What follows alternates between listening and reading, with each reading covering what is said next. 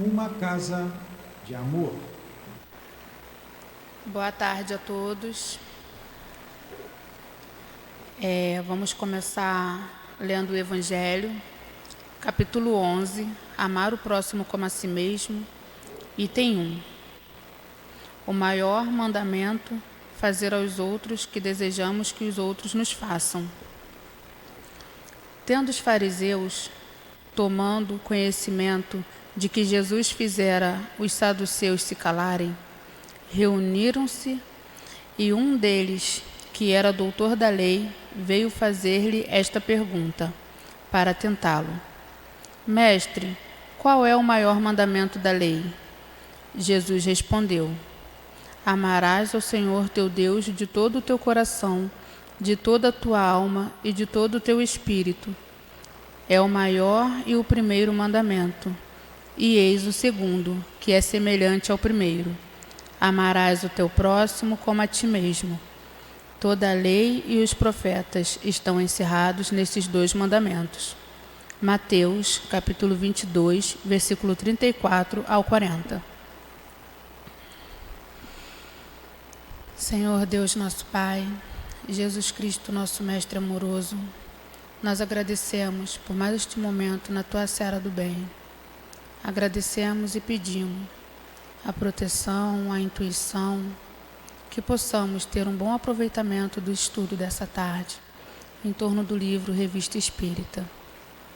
Agradecemos ao nosso patrono Allan Kardec, a Amelia, sua esposa, e toda a coluna de espírito que sustenta o nosso SEAP. Agradecemos ao seu altivo, à Dona Lurdinha, a Jesus, mas sobretudo em nome do amor que vibra nessa casa, em nome do amor de Deus nosso Pai, em nome de Deus, que damos por iniciados os estudos da tarde de hoje, em torno do livro Revista Espírita. Que assim seja, graças a Deus.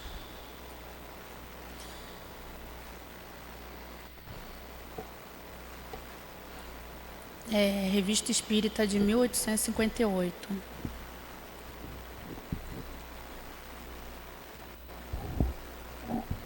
Estamos na página, no livro aqui, 386, Sensações dos Espíritos.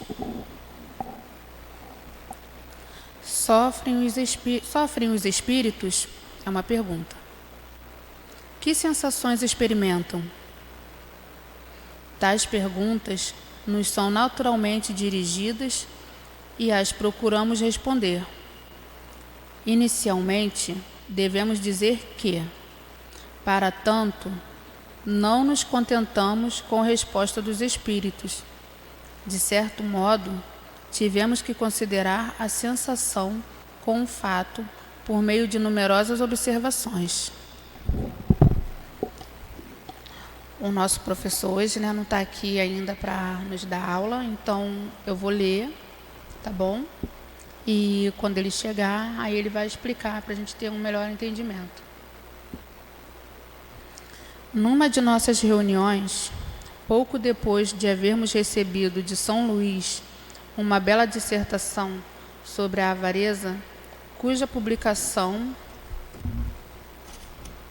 foi feita em nosso número de fevereiro, um dos nossos secretários contou o fato que se segue a respeito daquela dissertação. Numa pequena reunião de amigos, ocupávamos-nos de evocações quando, inopinadamente e sem que o tivéssemos chamado, apresentou-se um espírito que havia conhecido muito bem e que em vida poderia ter servido de modelo ao retrato do avarento, feito por São Luís. Um desses homens que vivem miseravelmente no meio da fortuna, que se privam não para os outros, mas para acumular sem proveito para ninguém. Foi no inverno e nós estávamos perto do fogo. De repente, aquele espírito nos lembrou o seu nome, no qual estávamos longe de pensar. e nos pediu permissão para vir durante 3 dias aquecer-se à nossa lareira, dizendo que sentia horrivelmente o frio que voluntariamente suportara durante a vida e que, por avareza, obrigara os outros a suportar. Acrescentou que isso lhe seria um alívio, se nós o quiséssemos conceder. Aquele espírito experimentava a penosa sensação de frio. Mas como a experimentava? Nisto é que está a dificuldade. A respeito, dirigimos a São Luís as perguntas que se seguem. Tereis a bondade de dizer-nos como esse espírito de avarento, que não tinha mais o corpo material, podia sentir frio e pedir para se aquecer? Podes imaginar o sofrimento do espírito pelos sofrimentos morais. Compreendemos os sofrimentos morais, como pesares, remorsos, vergonha, mas o calor e o frio, a dor física, não são efeitos morais? Os espíritos experimentam essa espécie de sensações? Tua alma sente frio? Não, mas tem a consciência da sensação que age sobre o corpo. Parece disso decorrer que esse espírito de avarento não sentia um frio real. Tinha a lembrança da sensação do frio que havia suportado, e essa lembrança lhe era como uma realidade. Tomava-se um suplício, e mais ou menos isso. Fique bem entendido que há uma distinção, que compreendeis perfeitamente, entre a dor física e a dor moral. Não se deve confundir o efeito com a causa. Se bem compreendemos, poder-se-ia, ao que parece, explicar as coisas do seguinte modo: o corpo é um instrumento da dor.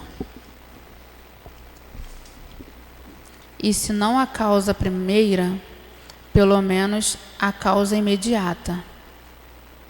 A alma tem a percepção dessa dor. Essa percepção é o efeito. A lembrança que disso conserva pode ser tão penosa quanto a realidade, mas não pode ter ação física, realmente. Nem frio, nem calores intensos podem desorganizar os tecidos. A alma nem pode ficar gelada, nem queimada. Não vemos diariamente a lembrança ou apreensão de um mal físico produzir o efeito da realidade, ocasionar até a morte? Todo mundo sabe que pessoas amputadas sentem dor no membro que não existe mais. Certamente, a sede não é esse membro, o qual nem é mesmo o ponto de partida da dor. O cérebro conservou-lhe a impressão. É estudo. Pode-se, pois, crer que existe algo de análogo nos sofrimentos dos espíritos após a morte.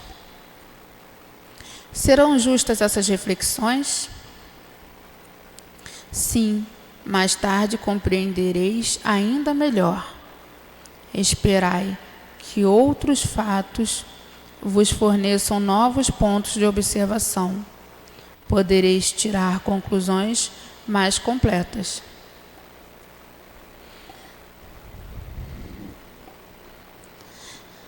Isso se passava no começo do ano de 1858. Efetivamente, desde então, um estudo mais aprofundado do perispírito, que representa um importante papel em todos os fenômenos espíritas, e do qual ainda não se havia tomado conhecimento. As aparições vaporosas ou tangíveis, o estado do espírito no momento da morte, a ideia tão frequente no espírito de que ainda se acha vivo, o quadro impressionante dos suicidas, dos suplicados, dos que se observeram nos prazeres materiais e tantos outros fatos vieram lançar luz sobre essa questão e deram lugar a explicações, cujo resumo fazemos a seguir. O perispírito é o laço que une o espírito à matéria do corpo. É tirado do meio ambiente, do fluido universal. Tem simultaneamente algo de eletricidade, do fluido magnético e até certo ponto da matéria inerte. Poder-se-ia dizer que é a quintessência da matéria? É o princípio da vida orgânica, mas não é da vida intelectual. A vida intelectual está no espírito. E, além disso, o agente das sensações exteriores. Além disso, o agente das sensações exteriores, no corpo. Essas sensações estão localizadas em órgãos que lhe servem de canal. Destruído o corpo, as sensações tornam-se gerais. Eis porque o espírito não diz que sofre da cabeça em vez dos pés. Além disso, é necessário não confundir as sensações do perispírito, que se tornou independente, com as do corpo. Não podemos tomar estas últimas senão como termo de comparação, e não como analogia. Um excesso de calor ou de frio pode desorganizar os tecidos do corpo. Entretanto, não atinge o perispírito desprendido.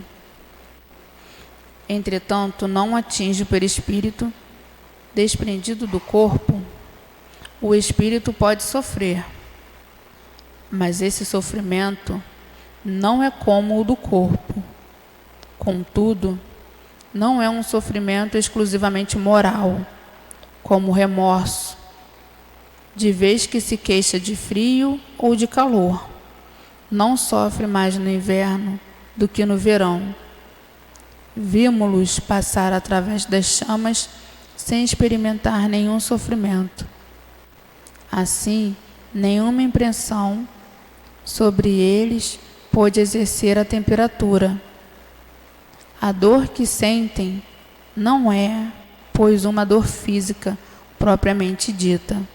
É um vago sentimento íntimo de que o próprio espírito nem sempre se dá perfeita conta, precisamente porque uma lembrança do que uma realidade, posto seja uma lembrança realmente penosa. Há, entretanto, algo mais que uma lembrança, como passaremos a ver.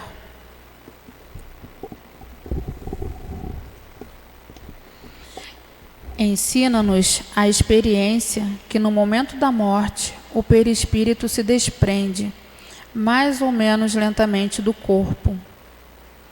Durante os primeiros instantes, o espírito não se dá conta da situação, não se julga morto, sente-se vivo, vê o corpo ao lado, sabe que é seu, mas não compreende que dele esteja separado. Esse estado dura enquanto existe um lugar entre o corpo e o perispírito. Recordemos a evocação do suicida da casa de banhos da Samaritana, descrita em nosso número de junho. Como todos os outros, ele dizia: entretanto, sinto que os vermes me roem. Ora, seguramente os vermes não roem o perispírito. Vou ler de novo. Recordemos a evocação do suicida da casa de banhos da Samaritana, descrita em nosso número de junho. Como todos os outros, ele dizia: Entretanto, sinto que os vermes me roem. Ora, seguramente, os vermes não roem o perispírito, e ainda menos o espírito, apenas roem o corpo. Mas como a separação entre o corpo e o perispírito não era completa, o resultado era uma espécie de repercussão moral que lhe transmitia a sensação do que se passava no corpo. Repercussão talvez não seja o vocábulo, o qual poderia fazer supor um efeito muito material. Era antes a visão daquilo que se passava com seu corpo, ao qual estava ligado o seu perispírito, que lhe produzia uma ilusão, que tomava como realidade. Assim não é uma lembrança, pois que em vida não tinha sido ruído pelos vermes, era um sentimento atual. Vemos, pois, aí as deduções que podem ser tiradas dos fatos, quando observados com atenção. Durante a vida, o corpo recebe impressões exteriores e as transmite ao espírito, por intermédio do perispírito, que constitui provavelmente aquilo que é chamado fluido nervoso. Morto, o corpo não mais sente, porque nele já não há espírito nem perispírito. Despreendido do corpo, o perispírito experimenta a sensação. Entretanto, como essa não lhe chega através de um canal limitado, é geral. Ora, como na realidade existe apenas um agente transmissor, desde que é, aos seus excessos, a sua ambição, numa palavra, as suas paixões? O homem que tivesse vivido sobriamente, que não tivesse abusado de nada, que tivesse sido sempre de gostos simples, modesto nos seus desejos, poupar-se-ia a muitas atribulações. O mesmo se dá com o espírito. Os sofrimentos que padece são sempre consequências da maneira por que viveu na terra. Certamente não sofrerá mais de gota ou de reumatismo, mas terá outros sofrimentos que não representam menos. Vimos que esses são os resultados dos laços que ainda o prendem à matéria, que quanto mais desprendido da influência desta, ou por outras palavras, quanto mais desmaterializado, menos penosas são as suas sensações. Livre-arbítrio é, consequentemente, a escolha entre o fazer e o deixar de fazer, que domine as suas paixões animais, que não tenham ódio, inveja, ciúme e orgulho, que se não deixe de dominar pelo egoísmo, que purifique sua alma pelos bons sentimentos, que pratique o bem, que não ligue as coisas deste mundo, senão a importância que merece. Então, mesmo no seu envoltório corporal, já será depurado e desprendido da matéria, e ao deixar esse envoltório, não lhe sofrerá a influência, os sofrimentos físicos que houver experimentado, não lhe deixarão uma lembrança penosa. Não lhe restará nenhuma impressão desagradável, porque elas terão afetado o corpo, mas não o espírito. Será feliz em ter se libertado, e a calma de consciência o livrará de qualquer sofrimento moral.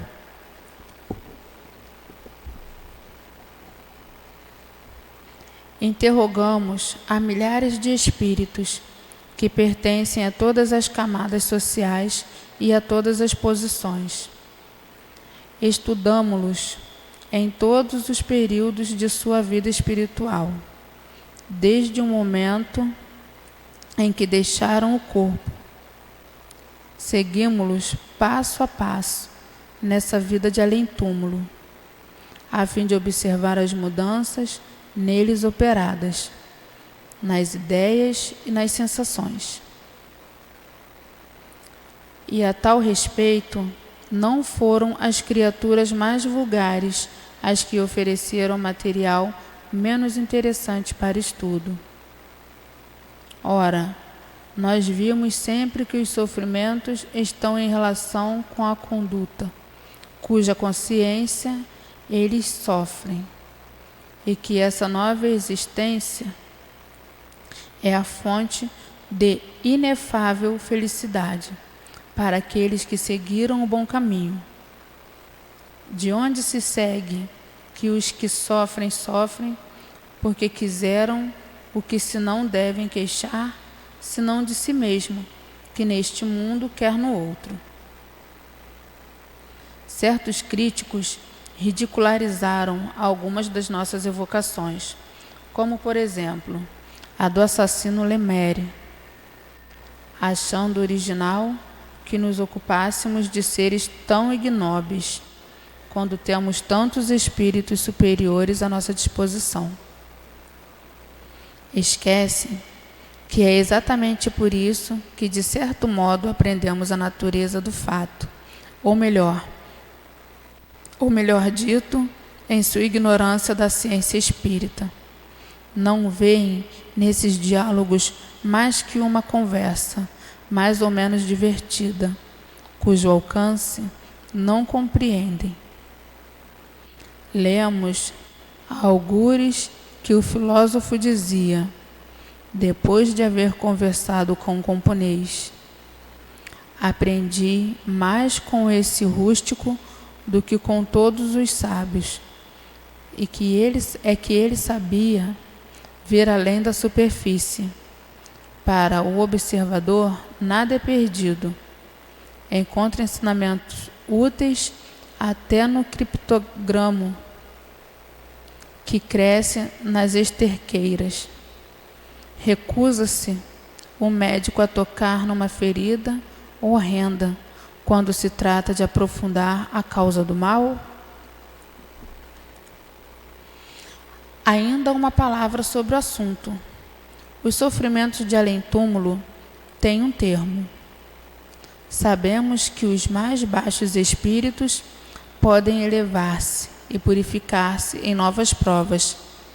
Isso pode ser demorado, muito demorado, mas de cada um depende abreviar esse tempo penoso, porque Deus o escuta sempre, desde que se submeta à sua vontade. Quanto mais desmaterializado é o espírito, mais vastas e lúcidas são suas percepções. Quanto mais se acha sob o império da matéria, o que depende inteiramente do seu gênero de vida terrena, mais limitadas e veladas serão elas. Quanto mais a visão moral se estende para o infinito, tanto mais a do outro se restringe.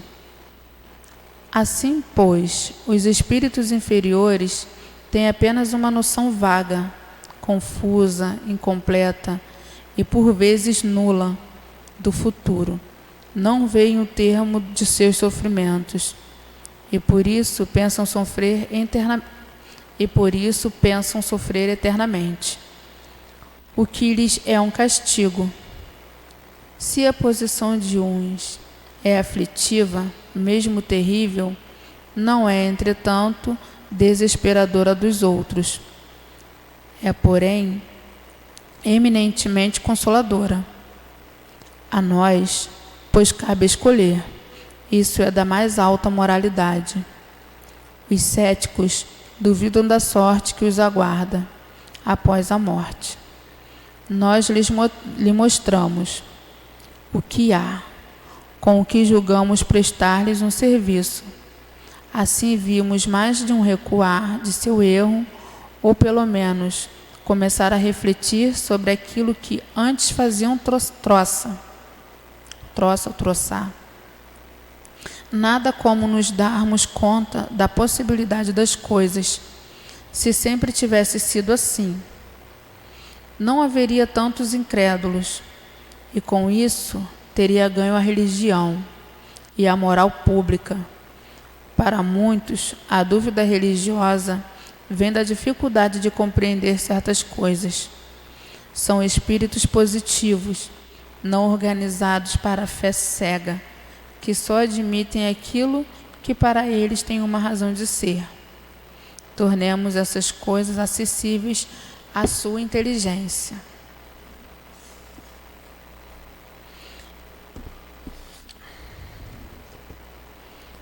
E eles as aceitarão, porque no fundo não podem mais do que isso, a fim de crerem, e porque a dúvida lhes é uma situação mais penosa do que imaginamos, ou do que eles manifestam. Em tudo quanto dissemos, não há um sistema ou ideias pessoais. Também não foram alguns espíritos privilegiados que nos ditaram essa teoria.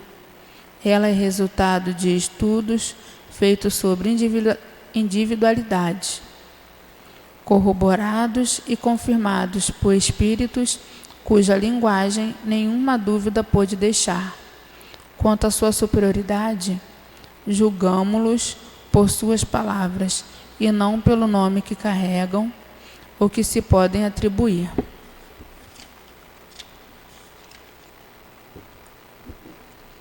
O que está falando, que eu entendi, é que depois do desenlace, do desencarno, os espíritos, eles não sentem a dor física, mas eles têm toda a sensação.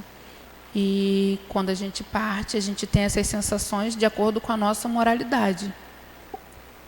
Se a gente faz as coisas erradas, tá no caminho errado, a gente vai sentir as consequências do que a gente fez. Agora, se a gente seguiu no caminho do bem, nós fizemos as coisas certas, aí a gente pode até sofrer, mas vai sofrer pouco, vai sentir menos. As sensações não vão ser tão terríveis.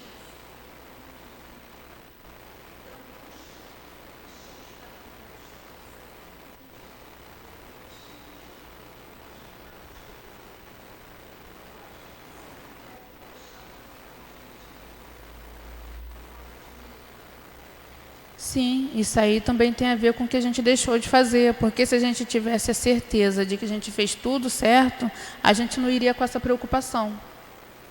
A gente iria com a mente mais tranquila, então sofreria menos. Porque você iria, não, fiz tudo certo, encaminhei meus filhos, encaminhei todo mundo direitinho, fiz a minha parte. Aí não ia ter essa preocupação. Mas como tem pessoas, a gente faz as coisas errado, aí quando a gente desencarna, a gente fica o quê? Preocupado. Aí você sabe que você deixou de assistir alguém, que está falando aqui no caso, ele deixou de assistir as pessoas. As pessoas passaram frio. Então, isso pesou na onde? Na consciência dele. É no corpo? Não, é a consciência dele que pesou. Então ele sentiu frio que ele sabe que ele fez os outros passarem. E é um frio absurdo. Aí ele passou a sentir a dor do outro. Não é no corpo físico. É a mente dele que não...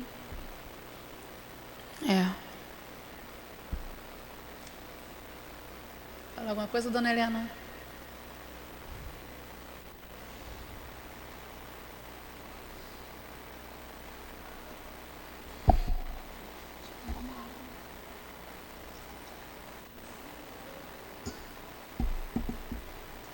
Sim, por isso que a gente tem que sempre fazer o bem, para que o nosso desencarno, o nosso desenlace seja o mais tranquilo possível. Não possamos nos arrepender de nada, né? Deixar tudo certinho.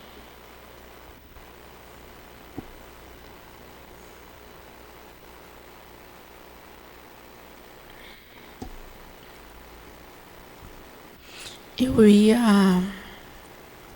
começar a ler, mas o professor chegou, graças a Deus, porque eu sei ler, mas explicar já é mais difícil. Espero que todos tenham entendido, pelo menos um pouco, né, do que eu pude explicar. Aí vou começar só a ler aqui um pouquinho para dar tempo do seu Newton chegar aqui. Dissertações de além-túmulo. O sono. Pobres homens, como conheceis poucos ou mais ordinários fenômenos que fazem a vossa vida. Tendes vós, por muito sábios, pensais possuir uma vasta erudição. E a estas simples perguntas que fazem todas as criaturas, que é o que fazemos quando dormimos, que são os sonhos.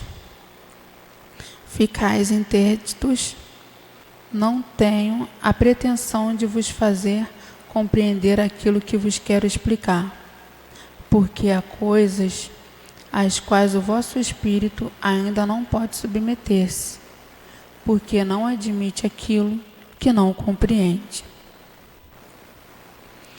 O sono liberta inteiramente a alma do corpo. Quando dormimos, ficamos momentaneamente no estado em que, de maneira definitiva, nos encontramos depois da morte. Os espíritos que cedo se desprenderam da matéria por ocasião da morte têm sono inteligente.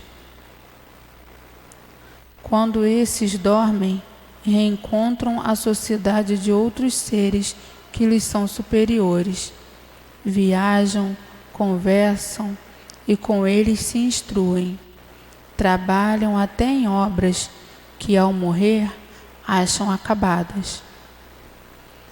Isso, mais uma vez, deve ensinar-nos que não devemos temer a morte, pois que morremos todos os dias, conforme o dizer de um santo.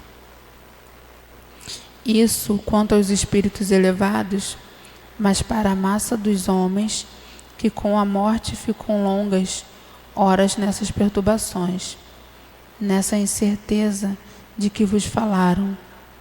Esses vão a mundos inferiores à terra, onde os chamam antigas afeições e buscam prazeres ainda mais baixos que os que têm aqui.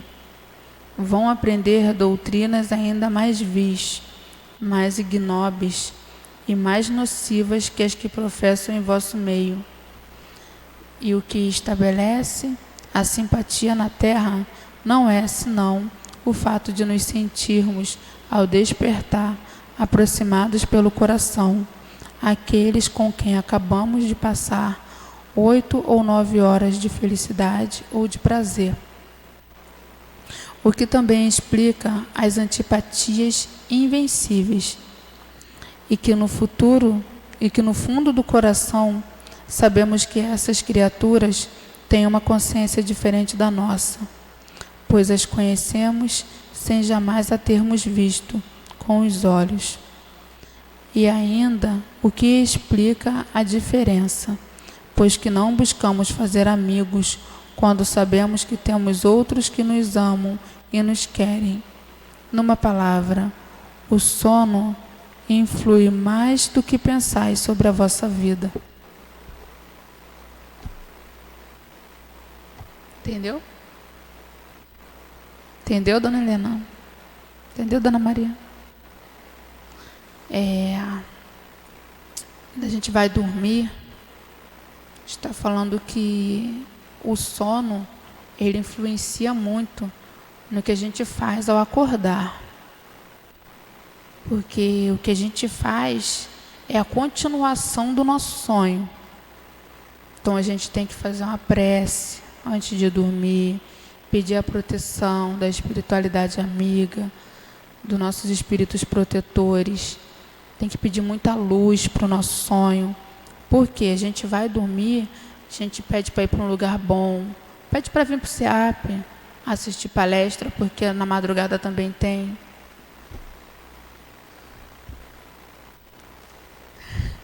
A gente tem que pedir sempre coisas boas, ler o Evangelho, Então a gente vai fazer a prece e vai dormir. Quando a gente acordar, a gente vai acordar calma, leve, tranquila, sereno. A gente vai acordar tendo uma boa resolução do que vamos fazer no nosso dia a dia. Se qualquer outra pessoa quiser perturbar a nossa mente, não vai conseguir, porque nós já tivemos uma preparação antes.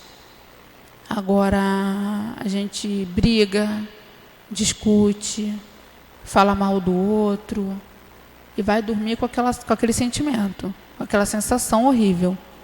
Vai para lugares que tem pessoas que gostam de falar da vida do outro, pessoas que vão te aborrecer, que vão te estressar. Aí acontece daqueles casos, né? A pessoa fala que acordou com o pé esquerdo, não é isso? Aí passa um bom dia, só se for para você, né? É nesse caso. Por que isso? Porque no seu sonho você teve um preparamento. Que sonho foi esse? Que sono foi esse? Você foi para onde? Para acordar com o pé esquerdo, maltratando os outros e achando que você é injustiçado.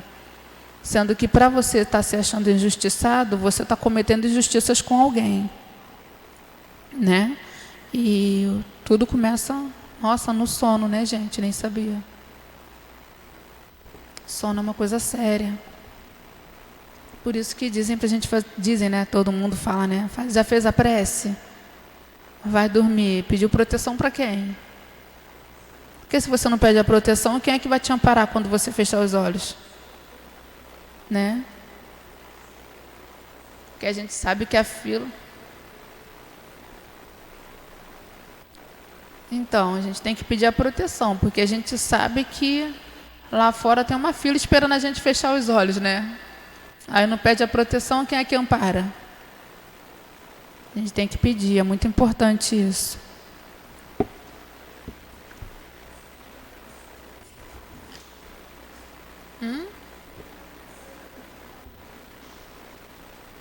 É bom ter na cabeceira da cama o Evangelho e o Livro dos Espíritos, né? Para dar uma lida, para poder entrar em sintonia com os bons espíritos antes do sono.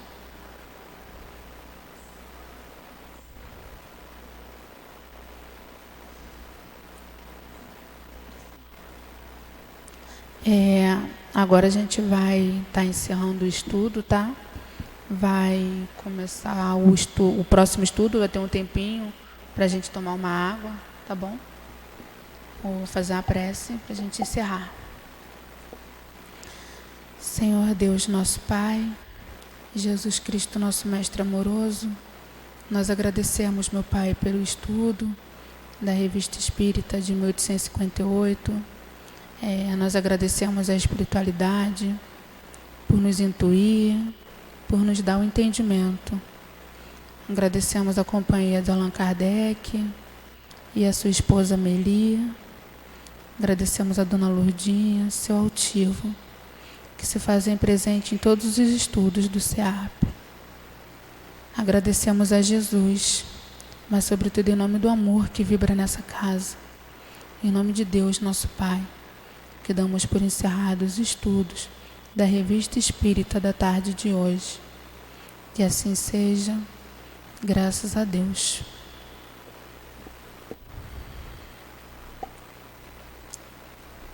SEAP, Centro Espírita Altivo Panfiro. Uma